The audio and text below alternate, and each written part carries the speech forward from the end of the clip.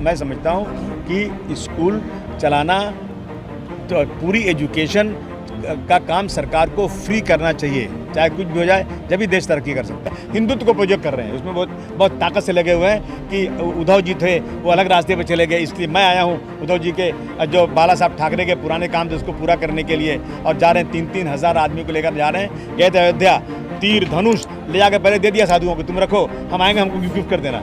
वाह, यही चला नकली काम, अपनी तरफ से ले आकर वहाँ दिया, वहाँ रखा, अब बाद में गए तो साधु लोग इनको गिफ्ट कर रहे हैं। ये क्या है?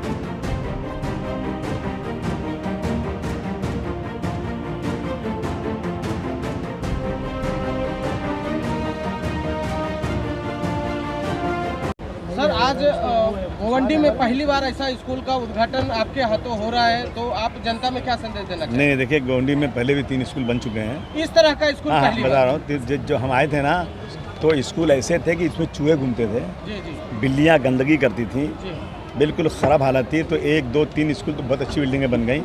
ये बचा हुआ था इरफान के इलाके में, इसके लिए भी बहुत दिनों से बहुत स्ट्रगल हो रहा था, और कहते हैं ना, देर आए दुरुस्त आए, और ये स्कूल बहुत शानदार, सबसे अच्छा स्कूल बनने जा रहा है। इरफान भाई के अथक प्रयास से कम 4-5 साल से वो कोशिश कर रहे हैं कि इस तरह का बने, तो उनको क्या शुभेच्छा देना चाहिए?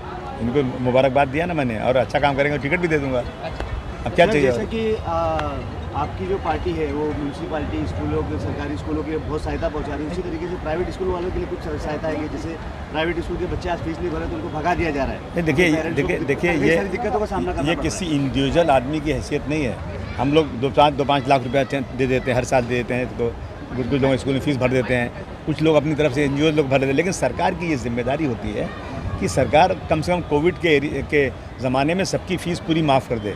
हम लोगों ने एक बार नहीं 50 बात किया सरकारों से, लेकिन सरकार ने उस पर कोई बात सुनी। देखिए, स्कूल वाले फ़ीस तो लेंगे, अगर फीस नहीं लेंगे तो टीचर्स जो बेचारे उसमें हैं, तो वो टीचर्स कहाँ से खाएंगे, उनकी रोज़ी रोटी कैसे चलेगी? पूरा स्टाफ है स्कूल का, तो थोड़ा पगार उनकी अगर 10,000 है तो 8,000 उनको दे दिया जाए, 7,000 दे दिया जाए, लेकिन वो पैसे आना चाहिए। पब्लिक के पास पैसे नहीं है, तो इस सरकार के गायकवाड़ जी ने कहा था कि मतलब कोविड के दौर में हमें वो एजुकेशन मंत्री रहने के बावजूद उन्होंने कहा था कि सारी स्कूलों से कि स्कूल की फीस ना ली जाए, उसके बावजूद भी स्कूल ली जाए। नहीं, देखिए, ऐसा है ना कि स्कूल फीस के वर्षा गायकवाड़ जी को ये बोल के फ्री नहीं होना चाहिए, स्कूल की फीस ना ली जाए। स्कूल की फीस गवर्नमेंट देगी।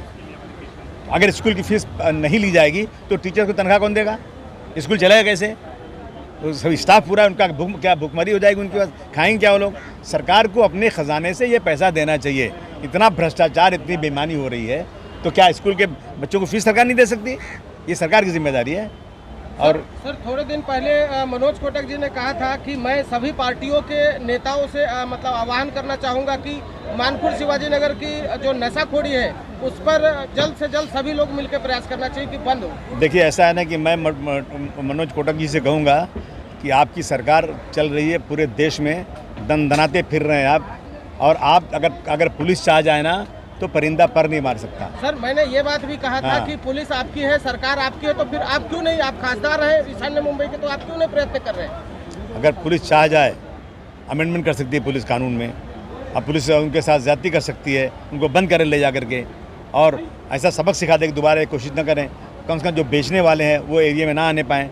लेकिन क्या है ना, ये जो रिश्वत है देश में ना बहुत ज़्यादा बढ़ चुकी है, और ये रिश्वत की वजह से ये सब हो रहा है। विधायक जी, जिस तरह आपने तीसरी दफ़ा जब MLA का इलेक्शन जीता था, उस टाइम में आपने कहा था कि इस दफ़ा 100 दिन के अंदर मैं नशा यहाँ से मुक्त कर दूंगा गोंडी से, लेकिन आज उसका कहीं ना कहीं उल्टा, इसमें खामियां क्या आ रही है? अगर आप दिखा देंगे, मैंने बोला है ना, तो मैं MLA का सिर्फ छोड़ दूंगा। 100 दिन में आपने नहीं, मैंने कभी कह नहीं सकता ये बात। जो मेरे हाथ में, मैंने हाउस में कहा था, हाउस में, कि अगर सरकार नहीं कर सकती तो मुझे दे दो और छूट दे दो मुझे, कि मैं जो चाहूँ करूँ। मैं 100 दिन में गोंडी में नशा बंद करवा दूंगा, अगर आपने मुझे चार्ज दे दिया और कोई मुझे रोके नहीं। मैं मेरे साथियों को लेकर एक जगह जाऊँगा और नशा बंद करा दूँगा। कहीं ना कहीं दिक्कत क्या आ रही है सर आपको? आप यहाँ के विधायक हो, आपको दिक्कत क्या आ रही है? पुलिस प्रशासन से आ रही है या कोई पॉलिटिकल प्रेशर है या अदर कोई ऑपोजिशन में उनकी वजह से तकलीफ? नहीं, आप मुझे बताइए कि विधायक क्या कर सकता है? विधायक हाउस में आवाज़ उठा सकता है, चीफ मिनिस्टर के पास डेलीगेशन लेके जा सकता है, पुलिस पे जाके वहाँ पे पुलिस को कह सकता है, वहाँ आंदोलन कर सकता है, पुलिस के खिलाफ आवाज़ उठा सकता है। वो सब मैं कर चुका हूँ। अब आप बताओ मैं क्या करूँ? अगर आप मुझे रास्ता बता दो कि विधायक ये करे तो बंद हो जाएगी नशा, मैं अभी से करने को तैयार हूँ। सर दिक्कत कहाँ हो रही सर? सिर्फ वो जानना चाह रहे हैं। मैंने कहा ना कि प्रशासन अगर कड़क हो जाएगा तो काम हो जाएगा। सर क्या ये सर बिहार के अंदर शॉपिंग सेंटर बनने हाँ? क्या ये मार्केट गोवंडी का पहला शॉपिंग सेंटर बनने जा रही है? नहीं, शॉपिंग सेंटर की बात नहीं हो रही। ये जो बाहर बैठे हैं सब लोग ना, जो खोंचे वाले बैठे हैं, जो सब्जी बेचते हैं, जो अपना मछली बेचते हैं, आम बेचते हैं, इन सब के लिए एक सब्जी की मार्केट अच्छी बनना चाहिए। उसके बाद वो बनाएंगे ऊपर बेच कर। ये कुछ दिनों में देखा जा रहा है देश भर में रामनवमी का जो त्योहार बंद हो रही है। वहाँ जैसे देश में देखा जा रहा है कि हजारों स्कूल बंद हुई है, जो सरकारी स्कूल थी वो बंद हो गई है। वहाँ पर आप ये गोवंडी में एक नई स्कूल का निर्माण करना चाह रहे हैं, क्या संदेश देना चाह रहे हैं? नहीं, सरकार ने हरियाणा वगैरह में तो कहा ना कि जो बच्चे सरकारी स्कूल में पढ़ेंगे उनको पैसा नहीं मिलेगा, फ्री पढ़ाई नहीं होगी, और जो बच्चे प्राइवेट में पढ़ेंगे उनको पैसे दिए जाएंगे। इसके पीछे ये था ना कि सारी स्कूलें बंद हो जाएं और उसकी भेज दी जाए, और जब कहेंगे प्राइवेट में पैसा दे रहा था फिर बंद कर देंगे, प्राइवेट में पैसा नहीं देंगे, सब बेचारे बेहाल हो जाएंगे। ये तो सरकारी नीतियाँ चल रही हैं आजकल। मैं समझता हूँ कि स्कूल चलाना, तो पूरी एजुकेशन का काम सरकार को फ्री करना चाहिए, चाहे कुछ भी हो जाए, जब भी देश तरक्की कर सकता है। सर पिछले दिनों रामनवमी का त्यौहार गया और बिहार के अंदर एक ऐतिहासिक मदरसा है, एजीजिया मदरसा, जिसको पूरी तरीके से जलाकर खाक कर दिया गया। मदरसे से पढ़ने के अंदर अगर प्रॉब्लम है तो मदरसे को जला दिया गया, इसके ऊपर आप क्या कहेंगे? ऐसा है ना कि जब एक कौन पूना वाला था, वो आफ्ताब पूना वाला, जब उसने एक लड़की को काट करके फ्रीज में डाल दिया तो चारों तरफ देश में मुसलमानों के खिलाफ एक लहर दौड़ गई। और उसके बाद महाराष्ट्र में और देश के कोने कोने में जो लोगों ने एक सकल हिंदू समाज की जो है ना आक्रोश रैली निकाली, और उस रैलियों में उन्होंने ऐसे भाषण किए कि मुसलमानों को मार दो, इसको हिंदू राज बना देंगे, इनकी लड़कियों को लाएंगे, इसको हिंदू बनाएंगे, बुरके वाले लेकर आएंगे, इस देश में रहना है तो जय सिया राम बोलना पड़ेगा, वंदे मातरम बोलना पड़ेगा। मुसलमानों के खिलाफ ऐसी बातें की गई पूरे देश में। अब दूसरी बात, हमारे यहाँ पे हमारे जो यहाँ के वो हैं पालक मंत्री हैं, उन्होंने कह दिया 1 लाख हिंदू लड़कियों को मुसलमानों ने जो है धोखा दिया लव जिहाद के नाम पर।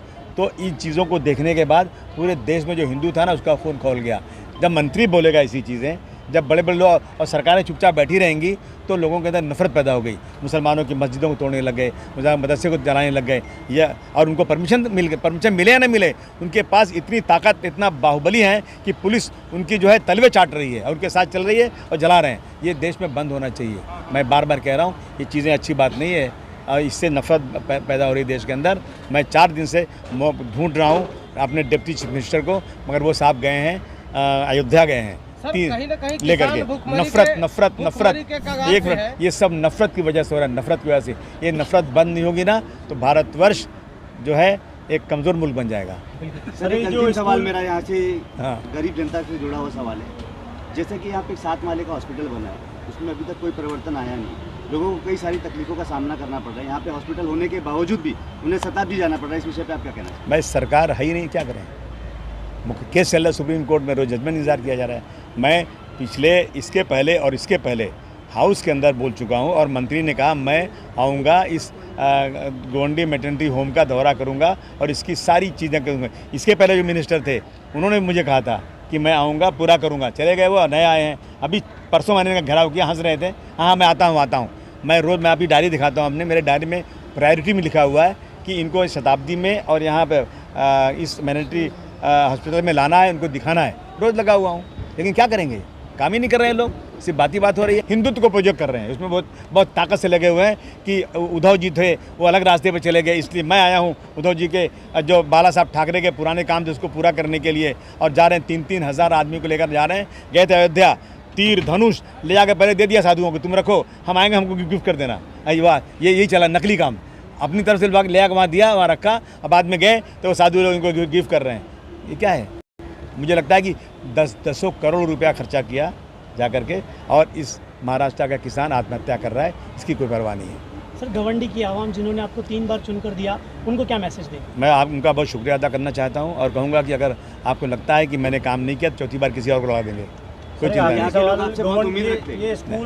ये स्कूल जो है इसमें गोवंडी के बच्चों को मतलब किस किस चीज़ की फैसिलिटी मिलने वाली है? देखिए इसमें जो है ना क्या क्या है, ऑडिटोरियम इसके अंदर है, स्पोर्ट्स क्लब इसके अंदर है, इसके अंदर जो है लाइब्रेरी टाइप है, साइंस लाइब्रेरी, यानी ईच एंड एवरीथिंग जितनी स्कूल में होना चाहिए ज़रूरी, प्राइवेट बड़े स्कूलों में जितनी चीज़ें रहती हैं उससे बढ़ के यहाँ काम हो रहा है।